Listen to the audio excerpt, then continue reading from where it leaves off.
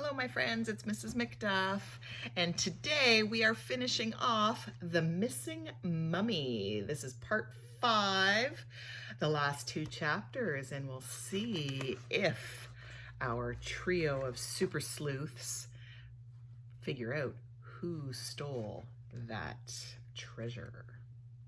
We are on chapter 9. That night, a thunderstorm blew through Greenlawn. While Dink slept, lightning flashed and thunder boomed outside his bedroom window. Dink had a nightmare. He was trapped in the tomb again. This time he was alone. One by one, the 2 mummies leaning against the wall opened their eyes. One by one, they stepped out of their coffins and shuffled toward him. They passed the child's coffin. Its lid stayed shut, but the child's mask staring up at the ceiling. Because the mummy's not in there, Dink thought. But then why? Just then, Dink felt a cold hand on his shoulder. He tried to run, but his legs wouldn't budge. The mummy's cloth wrappings had come loose and were encircling his body like tentacles. Dink bolted awake with a yell, tangled in his sheet. When he realized that he was in bed and not in the tomb, he lay back down. He tried to go back to sleep, but something kept him awake. It was something in his nightmare in the tomb. What was it? He lay there trying to picture the tomb again. Before the bomb went off, all 3 sarcophagus lids had been open. The small sarcophagus was empty because the mummy was still in Dr. Tweed's office. But after the blast, the smallest coffin, the one for the child, was closed. Then Dink remembered the robbers dragging those 2 heavy bags of gold. He smiled, closed his eyes, and went back to sleep. After breakfast, Dink called Josh. He came over and they walked next door to Ruth Rose's house. She was sitting on her front steps with a plate of toast on her knees. Dink sat on the bottom step. "I figured it out last night," he told them. "I know where the crooks hid the gold." Josh reached for a piece of Ruth Rose's toast, but she slapped his hand. "Don't you know it's nice to share?" he asked. "Don't you know it's nice to ask first?" Ruth Rose said, but she passed Josh a section of her toast. "Tell us, Dink." "I had an awful dream last night," Dink said.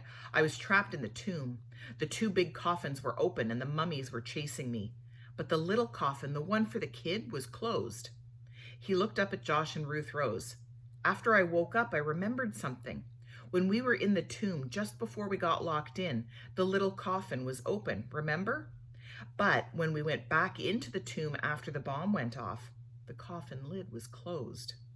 "I don't get it," Josh said, licking jam from his fingers. "You will in a minute," Dink said. "I couldn't get back to sleep last night, so I started wondering, who closed that little coffin? Then it hit me.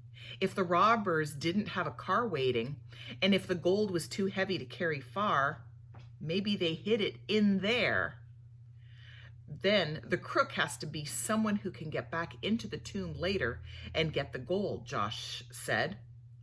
"Dr. Tweed!" Ruth Rose yelled. "That's what I think too," Dink said. "Aunt Frida said Dr. Tweed was a good customer. I figure he and the woman with the short dark hair planned it together." "She had that gym bag," Ruth Rose said. "All she had to do was walk across the street." "And she smelled like a walking French fry," Josh added. "But which one hid the bomb?" Ruth Rose asked. "Dr. Tweed, I think," Dink said. "Remember how he stayed in the tomb for a few minutes after we left?" "But why did the woman grab the mummy?" asked Josh. "To get us out of there," Dink said. "Dr. Tweed had to be alone in the tomb so he could plant the bomb." Dink grinned at Josh and Ruth Rose. "And that left the sarcophagus empty for the gold," he said. "Oh my gosh," Ruth Rose yelled. "Dr. Tweed told us he wouldn't be at Wet Wednesday today. I'll bet he's going to take the gold and leave." She jumped up and ran into the house. Dink and Josh were right behind her. Ruth Rose called the police station and asked for Officer Fallon. Chapter 10. Officer Fallon drove Dink, Josh, and Ruth Rose to Hartford.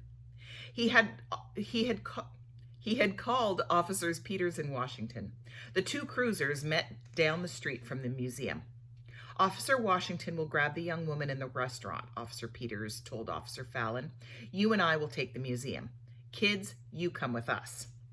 Dink, Josh, and Ruth Rose, flanked by the two officers, crossed Main Street and entered the quiet museum. They followed the hallway until they came to Dr. Tweed's office door. With the kids standing behind him, Officer Peters knocked. When there was no answer, he turned the knob and opened the door. Not here, he said. Officer Fallon and the kids peered into the office. They saw the little mummy lying on the table. Officer Peters looked at Dink, Josh, and Ruth Rose. Let's check that tomb again. The kids and the two officers walked back through the lobby. They stopped in front of the closed tomb door. How do we get in? Officer Fallon asked. I know, said Josh. He pressed the secret stone and the door slid open. Dr. Tweed was standing in front of the small sarcophagus.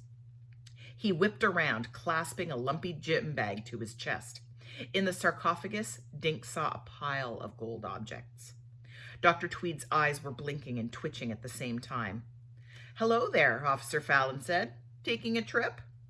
Dr. Tweed lunged toward the plywood-covered hole in the wall. Swinging both hands, he smashed the gym bag into the wood. The wood crunched and fell outward, and Dr. Tweed leapt through the opening. Outside, he tripped over a bag of cement and plunged into the goldfish pond. The gym bag sank to the bottom. Dr. Tweed flopped around in the shallow pond, then sat up, spitting out water.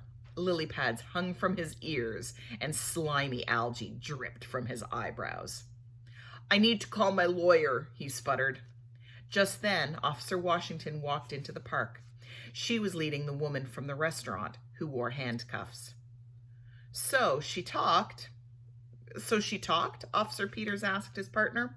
Yep, these two were supposed to take a taxi to the airport in a few minutes, Officer Washington said. Their next stop was Europe, where they hoped to sell the treasures. Take her away, Officer Peters said. I'll bring our wet friend along in a few minutes. Officer Washington led her prisoner out of the park. Officer Peters stepped into the pond and helped Dr. Tweed to his feet. He leaned the wet thief against a tree and snapped handcuffs onto his dripping wrists. Officer Fallon pulled off his shoes and socks and waded into the pond. He lugged out the gym bag filled with Egyptian treasure and pond water. Thanks for your help, Officer Peters told Officer Fallon. I'll call you later. Officer Peters picked up the heavy gym bag with a grunt. He nudged Dr. Tweed forward, and the two left the park. Their sopping shoes made squishing noises as they walked. Officer Fallon sat on a bench next to Dink, Josh, and Ruth Rose. He wrung pond water from his dripping pant legs. Good job, kids, he told them. Then he pulled out his pad, opened to a fresh page, and began writing. He paused.